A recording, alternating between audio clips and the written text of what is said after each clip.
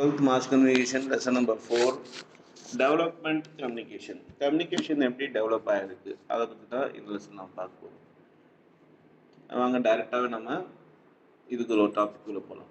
4.1 development communication definition. So development communication definition என்ன அப்படின்னா, here in development communication you see that there are two words, development and communication. By now you know that communication, what is communication means. You have also learned that communication is a message understood or sharing of experience. When we refer to communication in the context of development, we refer to various types of communication like interpersonal, groups and mass communication. Now let us try to understand the term development. It is not easy to define this as it depends on context. Development is about change. It is about changing for the better. It could be about social or economical change for improvement or progress. When we refer to the development communication, it is about such communication that can be used for development. It is about using communication to change or improve something. Here, we use different types of messages to change the socio-economic condition of people. These messages are designed to transform the behavior of people or for improving their quality of life. Therefore, development communication can be defined as the use of communication to promote development. Those who write or produce programs on issues related to development are called development communicators. Right. இப்போ இந்த development கம்யூனிகேஷனில் நம்ம பார்க்கலாம் ரெண்டு word இருக்குது. ஒன்று development, இன்னொன்று communication. So இப்போ இது வரைக்கும் பார்த்தீங்கன்னா நம்ம கம்யூனிகேஷனோட மீனிங் என்னன்ட்டு முதல் 2 லெசனில் 3 லெசன் நம்ம பார்த்துட்டே இருந்தோம். அதை பற்றி எல்லாம் தெரிஞ்சிச்சு. ஸோ இப்போ டெவலப்மெண்ட்னா என்ன அப்படிங்கிற போது இதில் வேரியஸ் டைப்ஸ் இருக்குது. நம்ம இன்ட்ரா பர்சன் நாமளே டெவலப் பண்ணுறது, ஒரு குரூப் கூட சேர்ந்து நம்ம டெவலப் ஆகுறது, இதெல்லாமே பார்த்தீங்கன்னாக்கா மாஸ் கம்யூனிகேஷன் இது டெவலப் ஆகுது. ஸோ இத்தனை விஷயங்கள் இருக்குது. இப்போ நம்ம டெவலப்மெண்ட்னா என்னன்னு பார்க்கணும்னா அது அந்த கண்டெக்ஸ்ட்டை பொறுத்து இருக்குது. அந்த என்ன கண்டெக்ஸ்ட்டை பொறுத்து இருக்கோ அது பொறுத்து தான் அந்த டெவலப்மெண்ட்டுங்கிற வார்த்தை மாறும். ஸோ இது வந்து டெவலப்மெண்ட்னாக்கா சேஞ்ச், ஆக்சுவலி பார்த்தீங்கன்னாக்கா மாற்றம், அதுதான் டெவலப்மெண்ட் அப்படின்னு சொல்கிறாங்க. இது வந்து சொசைட்டிக்கு சோஷியலாக கூட மாறலாம், இல்லை நாடு வந்து எக்கனாமிக்கலாக கூட மாறலாம், முன்னேறலாம். இதுதான் டெவலப்மெண்ட்டுன்னு சொல்கிறாங்க. இப்போ இந்த கம்யூனிகேஷன் எப்படி டெவலப் ஆகிருக்கு அப்படிங்கிறபோது நம்ம வந்து நிறைய சேஞ்சஸும் இம்ப்ரூவ்மெண்ட்ஸும் நம்மளால் பார்க்க முடியுது. டிஃப்ரெண்ட் டைப்ஸ் ஆஃப் மெசேஜ் இருக்குது. That is socio economic condition of people, மக்களோட சொசைட்டி அண்ட் வருமானம், தட் இஸ் எக்கனாமிக் கண்டிஷனை பொறுத்து இருக்குது. அப்புறம் அவங்க என்ன மெசேஜ் வந்து மக்கள் எந்த மாதிரி எடுத்துக்கிறாங்க, அவங்க லைஃப்பை குவாலிட்டியாக லீடு பண்ணுறதுக்காக, அந்த மாதிரி ஒரு அர்த்தம் இருக்குது. ஸோ அதனால் டெவலப்மெண்ட் கம்யூனிகேஷன் பார்த்தீங்கன்னாக்கா இது எப்படி டிஃபைன் பண்ண முடியும்னா, இது நம்ம நம்மளோட டெவலப்மெண்ட்டை ப்ரமோட் பண்ணுறதுக்காக இது பார்க்க முடியுது ஒன்று. இன்னொன்று, இது வந்து நிறைய இஷ்யூஸ் சம்மந்தப்பட்ட விஷயம், அதாவது டெவலப்மெண்ட் கம்யூனிகேட்டர்ஸ் அப்படின்னு சொல்கிறாங்க. ஏதாவது பிரச்சனை அப்படின்னாக்கா அது வெளியே யார் சொல்கிறாங்களோ அந்த மாதிரி விஷயங்களை வந்து டெவலப் பண்ணுறது, அந்த ஒரு இதுவும் குறிக்குது அப்படின்னு சொல்கிறாங்க. Then role of development communicator. ஒரு டெவலப்மெண்ட் கம்யூனிகேட்டர் அப்படின்னா ஒரு விஷயத்தை டெவலப் பண்ணுறதுக்காக கம்யூனிகேட் பண்ணுவாங்க. அவங்களோட ரோல் என்ன அப்படின்ட்டு நாம் இப்போ பார்க்க போகிறோம்.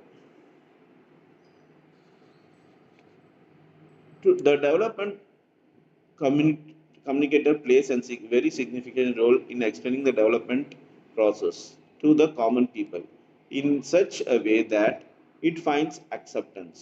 ஸோ ஒரு கம்யூனிகேட்டர் வந்து டெவலப்மெண்ட் பற்றி சொல்லும்போது அது வந்து மக்கள் வந்து பொதுமக்கள் வந்து அது வந்து ஒத்துக்கிற மாதிரி இருக்கு ஒன்று சொல்கிறாங்க.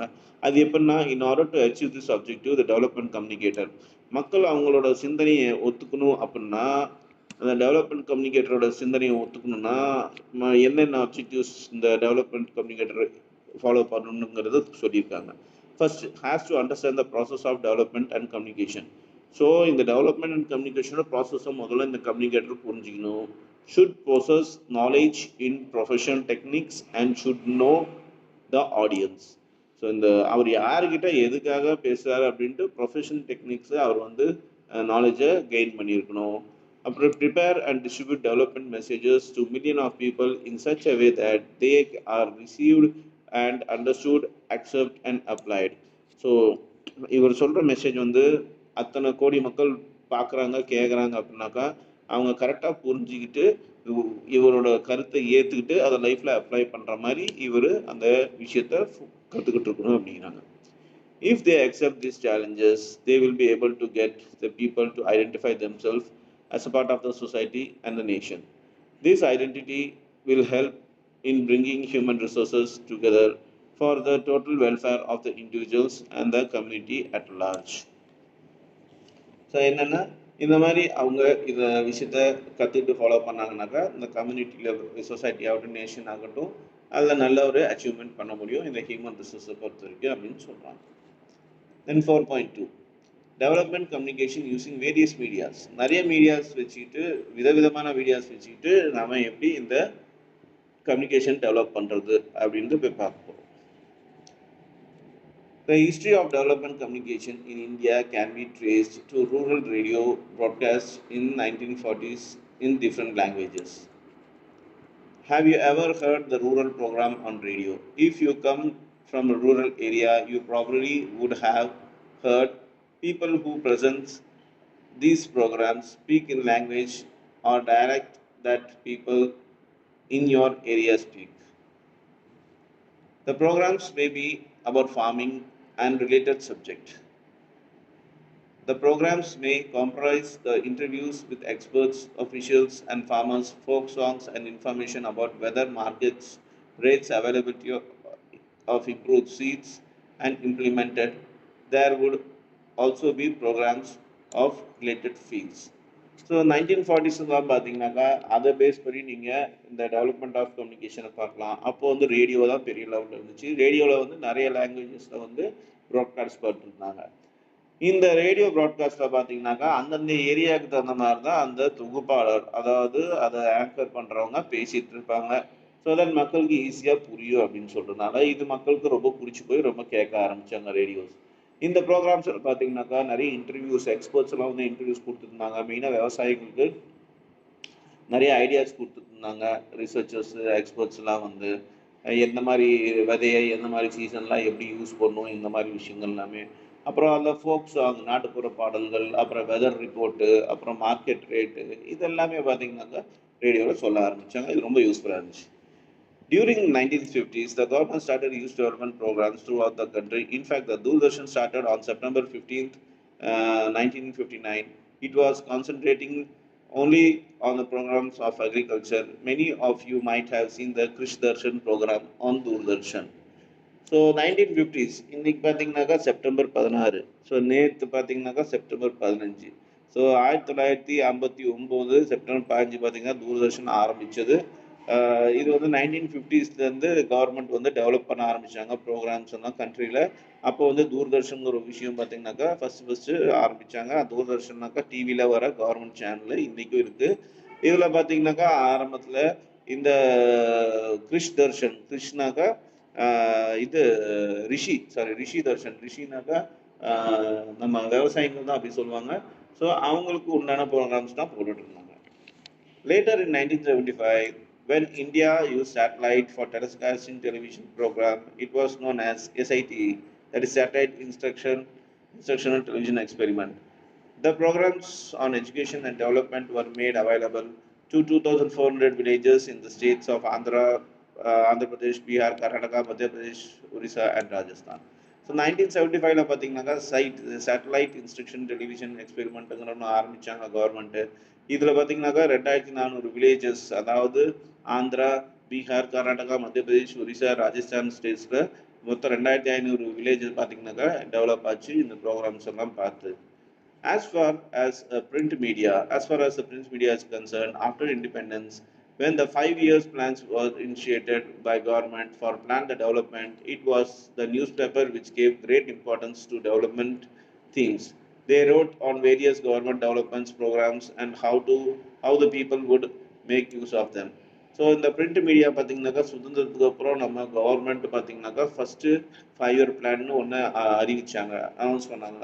அதில் வந்து என்னென்ன ஸ்கீமு மக்களுக்கு யூஸ் ஆகுது, கவர்மெண்ட் என்னென்ன ஸ்கீம்ஸ் கொண்டு வந்திருக்காங்கன்ட்டு மக்களிடையே போய் ரீச் ஆகுது இந்த பிரிண்ட் மீடியானால தான்.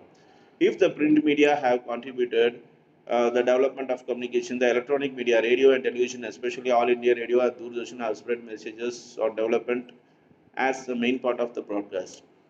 எப்படி நியூஸ் பேப்பர் வந்து ஒரு முக்கியமான மீடியாவாக இருந்துச்சோ அதே மாதிரி பார்த்தீங்கன்னாக்கா பல மடங்கு இந்த electronic media, that is radio மூலமாகவும் டெலிவிஷன் மூலமாகவும், அதாவது ஆல் இண்டியா ரேடியோ வந்து இன்றைக்கும் இருக்குது கவர்மெண்ட் ரேடியோ ஸ்டேஷனு.